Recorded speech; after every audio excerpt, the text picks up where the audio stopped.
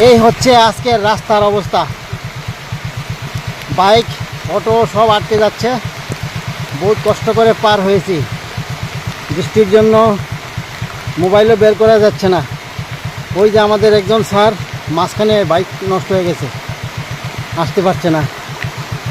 সামনে আবার গাছ পড়েছে, রাস্তা বন্ধ। কি অবস্থা, কোমর জল, বাইক নিয়ে পার হওয়া যায় না। এই যে আমাদের গঙ্গা স্যার মাঝ রাস্তায় বাইক দাঁড় করিয়ে হেঁটে হেঁটে আসছেন।